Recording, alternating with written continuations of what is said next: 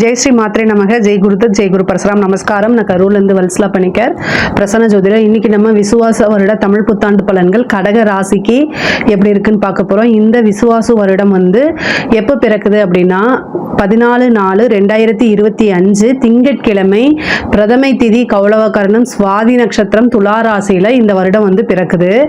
இந்த வருடம் வந்து நீங்கள் நல்லா ஞாபகம் வச்சுக்கோங்க, உங்களுக்கு மிகப்பெரிய லெவலில் வளர்ச்சி. இவ்வளோ நாளாக சனி வந்து உங்களுக்கு இந்த 2.5 வருஷம் ரொம்ப கஷ்டப்பட்டிருப்பீங்க. 2.5 வருஷத்தில் வந்து சொல்ல முடியாத அளவுக்கு, அதாவது உயிர் தான் இருக்குது. நிறைய பேர் வந்து இந்த மாதராசி பிள்ளைங்க கமெண்ட்ஸ் கொடுக்குறீங்க.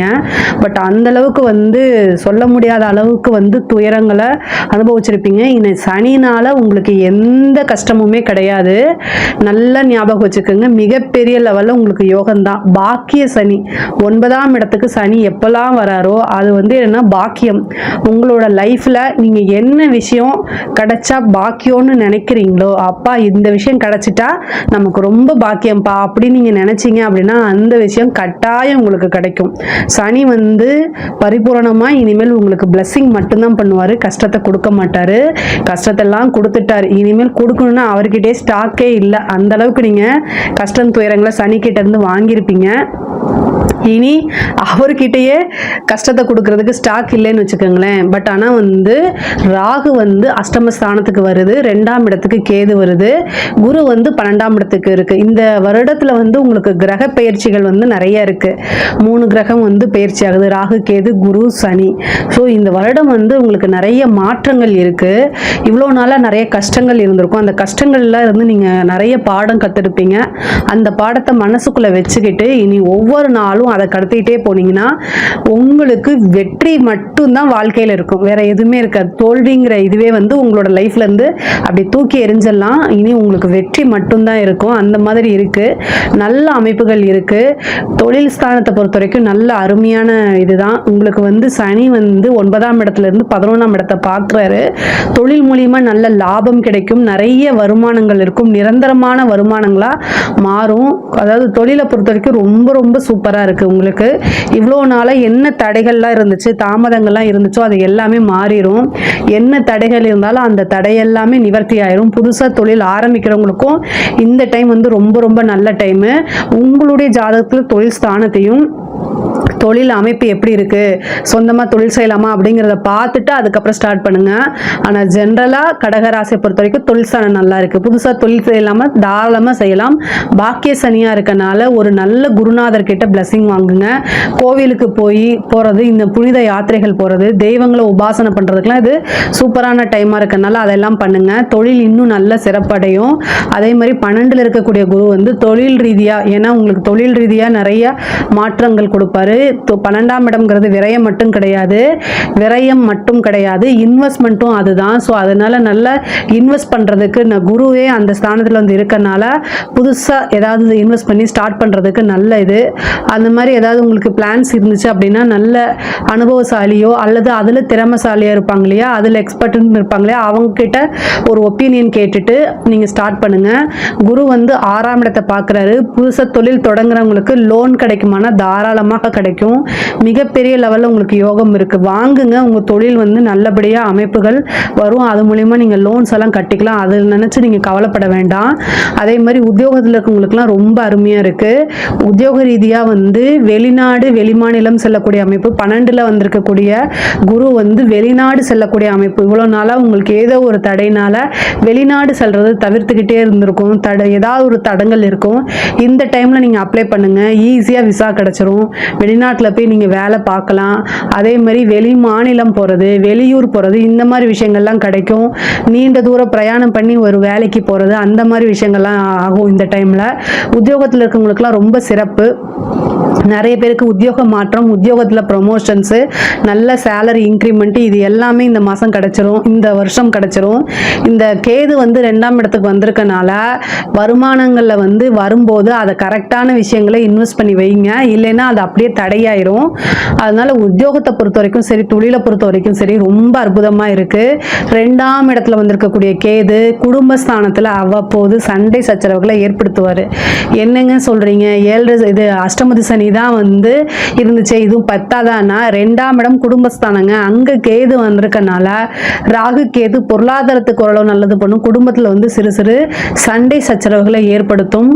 முக்கியமாக கணவன் மனைவியிடையே இருக்கக்கூடிய பிரச்சனைகளை வந்து ரொம்ப ரொம்ப இப்போ எப்படி இந்த 2 வருஷம் ரொம்ப அட்ஜஸ்ட் பண்ணி போனீங்க அது மாதிரி அட்ஜஸ்ட் பண்ணி போயிருங்க. ராகு வந்து அஷ்டமஸ்தானத்துக்கு வருது. பெண்களுக்கு வந்து மாங்கல்ய ஸ்தானம் அப்படிங்கிறது 8ஆம் இடம், அங்கே ராகு வருது. அதனால கணவன் மனைவியிடையே வந்து வாக்குவாதங்களை தவிர்த்துட்டு அமைதியாக மூவ் ஆன் பண்ணி போகிறது ரொம்ப நல்லது. ஏன் அப்படின்னா இந்த காலகட்டங்களில் வந்து ரிலேஷன்ஷிப்பை பொறுத்த வரைக்கும் குருவோடைய அனுகிரகம் இல்லை, ராகுக்கு எதுவும் ரொம்ப ஸ்ட்ராங்காக இருக்குது. சனி வந்து பாக்கியத்தை கொடுப்பாரு, ஆனால் இந்த ரிலேஷன்ஷிப்பை பொறுத்த வரைக்கும் ரொம்ப கவனமாக இருக்கணும். இந்த ஒரு வருஷத்துக்கு வந்து அமைதியாக போயிட்டீங்கனாலே நல்லது. அதாவது சண்டை சச்சரவுகள் வரும்போது மூவ் ஆன் பண்ணிப்போங்க, பெருசு பண்ணாதீங்கன்னு சொல்கிறேன். பொதுவாகவே கடகராசிக்காரங்க விட்டு கொடுக்கக்கூடிய நபராக தான் இருப்பீங்க. நீங்கள் என்ன அதிக லெவலில் எதிர்பார்க்கறது வந்து நேர்மை, பொய் சொல்லக்கூடாது, இந்த மாதிரி விஷயங்களை எதிர்பார்ப்பீங்க. குடும்பத்துக்காக நிறைய தியாகம் பண்ணக்கூடிய நபர் தான். உங்களுடைய விருப்பு வெறுப்புகளை எல்லாம் விட்டுட்டு குடும்பத்துக்காக உங்களை ரொம்ப டெடிகேட் பண்ணக்கூடிய நபராக தான் நீங்கள் இருப்பீங்க. இருந்தாலுமே அந்த ராகு கேது குடும்பஸ்தானத்துக்கு வரும்போது ஏதாவது ஒன்று கை வைக்கும். உங்களுடைய நியாயமான விஷயங்களை கூட அது கை வைக்கும். ஆனால் அதை நீங்கள் உஷாராக இருந்துக்கங்க. குடும்பத்தில் ஏதாவது பிரச்சனை வந்துச்சுன்னா விநாயகர் வழிபாடு பண்ணுங்க. ஞாயிற்றுக்கிழமை யமகண்ட நேரத்தில் 2 தீபம் தேங்காய் எண்ணெயில் போடுங்க. மண் விளக்கு வாங்கி தேங்காய் எண்ணெயில் தீபம் போடுங்க. குடும்பத்தில் இருக்கக்கூடிய பிரச்சனை, காசு பணம் வர்றது, இதில் ஏதாவது தடைகள் இருந்தால் அந்த தடையை அகற்றி கொடுக்கும். அதனால இந்த விஷயங்களை செய்யுங்க. ரொம்ப சக்சஸான பரிகாரம் இது. அதே மாதிரி ராகு வந்து அஷ்டமஸ்தானத்தில் வந்திருக்கிறது ஒரு சில சமயத்தில் வந்து யோகத்தையும் கொடுக்கும். அதாவது உழைக்காத வருமானம்ங்கிறது 8ஆம் இடம் தான். இந்த ராகு வந்து சம்டைம் அதிர்ஷ்டத்தை கொடுத்துறதுனால லாட்ரி புதையல், அதாவது உழைக்காத வருமானம் உறுதியாக உண்டு. அதனால உயில் சொத்துக்கள்ல இருந்த பிரச்சனைகள்லாம் நீங்க அந்த உயில் சொத்துக்கள் உங்களுக்கு சேர்றது, பினாமி சொத்துக்கள் வர்றது, இந்த மாதிரி. ஏன்னா இவ்வளோ நாளாக இந்த சனினால பாதிப்பு இருந்திருக்குல்ல, இப்போ இந்த பினாமி சொத்துங்கிறது ஈஸியாக கிடச்சிரும். அந்த மாதிரி விஷயங்களுக்குலாம் நீங்கள் தாராளமாக ட்ரை பண்ணலாம். அதே மாதிரி சனியோடைய பார்வை வந்து உங்களுக்கு 6ஆம் இடத்துக்கு இருக்குது. 6ஆம் இடத்துக்கு உங்களுக்கு லோன் கிடைக்கிறதுக்கு உண்டான வாய்ப்பு, கடன் ரீதியாக இருக்கக்கூடிய பிரச்சனைகள்லாம் தீர்றது, கடனால் எவ்வளோ கஷ்டப்பட்டீங்களோ அத்தனை கஷ்டமுமே வந்து உங்களுக்கு நிவர்த்தி ஆகும். கடனால் உங்களுக்கு சொல்ல முடியாத அளவுக்கு துயரங்கள் இருந்திருக்கும். நீங்கள் இந்த சனியும் குருவும் பார்க்கறதுனால ஒரு நாள் திருவிடை மருதூர் போயிட்டு வாங்க. கடன் ரீதியாக எவ்வளோ பிரச்சனைகள் இருந்தாலுமே அது நிவர்த்தி ஆயிரும். அதே மாதிரி முருகன் மந்திரம் படிங்க, முருகனுடைய வேல் மந்திரத்தை படிங்க. முருகனுடைய இது வந்து செவ்வாய்க்கிழமை நீங்கள் அந்த மந்திரத்தை வேல் வச்சு படிச்சீங்க அப்படின்னா கடன் ரீதியாக எவ்வளோ பிரச்சனைகள் இருந்தாலும் சரி, இந்த சடாட்சர தீபம் போடுங்க, சடாட்சர மந்திரம் சொல்லுங்க. இந்த மாதிரி விஷயங்கள்லாம் பண்ணும்போது கடன் ரீதியாக உங்களுக்கு எவ்வளோ பிரச்சனைகள் இருந்தாலும் அத்தனையுமே ஈஸியாக சால்வ் ஆயிரும். அதே மாதிரி படிக்கக்கூடிய குழந்தைகள், உங்களுக்கு 4ஆம் இடத்துக்கு குருவோடைய பார்வை இருக்கனால படிப்பில் நல்ல ஆர்வம், படிப்பில் நல்ல முன்னேற்றம், படிப்பில் நல்ல மார்க்கெல்லாம் வாங்க முடியும். உயர்கல்வியிலலாம் ரொம்ப, ஏன்னா சனி வந்திருக்காரு, நல்லபடியாக படித்து உங்களால் வெளியில் வர முடியும். அதே மாதிரி கேம்பஸ் இன்டர்வியூலாம் உங்களுக்கு வேலை கிடைக்கிறதுக்கு உண்டான அமைப்புகள் இருக்குது. இந்த வருடம் வந்து படிக்கக்கூடிய குழந்தைங்களுக்கு நல்ல ஒரு அதிர்ஷ்டம். படித்து முடிச்சோன்னே வேலை, நிறைய பேருக்கு கவர்மெண்ட் ஜாப் கிடைக்கிறதுக்கு உண்டான வாய்ப்பு இருக்குது. 6ஆம் இடம்ங்கிறத உத்தியோகஸ்தானம் குருவும் பார்க்குது, சனியும் பார்க்குது. அதே மாதிரி 4ஆம் வீட்டு பதவி ஸ்தானத்தை வந்து குருவும் பார்க்குது. பதவி ஸ்தானத்தை வந்து குரு பார்க்கறது பல நன்மைகள். அதனால ஒரு கவர்மெண்ட் அப்படிங்கக்கூடிய ஒரு பதவியில் போய் நல்ல போஸ்டிங்கில் போய் உட்கார்றதுக்கு உண்டானது, பேங்க் உத்தியோகம் கிடைக்கிறது, இந்த மாதிரி விஷயங்கள்லாம் நன்மை உங்களுக்கு சிறப்பாக நடக்கும். இந்த வருடம் வந்து பிறக்கும் போதே செவ்வாய் வந்து உங்களுடைய ராசியில் இருக்கனால கோப தாபங்கள் எல்லாத்தையும் ஒதுக்கி வைங்க. நிறைய மெடிடேஷன் பண்ணுங்க. நீங்கள் பேசக்கூடிய வார்த்தைகளில் ரொம்ப கவனமாக இருங்க. அது ரொம்ப ரொம்ப முக்கியமானது. கேது வந்து 2ஆம் இடத்துக்கு வரும்போது வந்து பேசக்கூடிய வார்த்தைகளில் நிதானமாக இருக்கணும். இல்லை அப்படின்னா ரொம்ப கஷ்டமாக போயிடும். வார்த்தைகளை விட்டுட்டு அதை எடுக்க முடியாதுல்ல, அதனால. அதே மாதிரி வந்து 4ஆம் இடத்துக்கு வந்து குருவோடைய அனுகிரகம் இருக்கனால வீடு வாங்குறது, வாகனம் வாங்குறது, வண்டி வாங்கக்கூடிய அமைப்புகள்லாம் இருக்கு. ஒரு வீடு வாங்கணும்னு நினைக்கிறீங்கன்னா இவ்வளோ நாள் உங்களுக்கு ஒரு லோன் கிளியர் ஆகாமல் இருந்திருக்கும். இப்போ குருவோடைய இது 12ஆம் வீட்டில் இருந்து, 12ஆம் இடம்ங்கிறது சுப விரயம். அப்போ ஒரு சுப விரயத்தை பண்ணுங்க, அது ரொம்ப நல்லது. அது மட்டும் இல்லாமல் 6ஆம் இடத்தை குரு பார்க்கறதுனால ஒரு வீடு வாங்குறதுக்கு, வாகனம் வாங்குறதுக்கு, இதுக்கெல்லாம் தாராளமாக உங்களுக்கு லோன் கிடைக்கும். பேங்க் ப்ராசஸ் பண்ணுங்க, ஈஸியாக கிடைச்சிடும். மற்ற டைமில் நீங்கள் பண்ணுறத விட இந்த டைம் குரு பயிற்சிக்கு அப்புறம் பண்ணுங்க, ஈஸியாக உங்களுக்கு வந்து சேங்ஷன் ஆகும். அதே மாதிரி வந்து குடும்பஸ்தானம்னு ஆல்ரெடி சொல்லிட்டேன். மேரேஜ் கலத்திர ஸ்தானத்துக்கு வந்து குரு பார்வை இல்லை.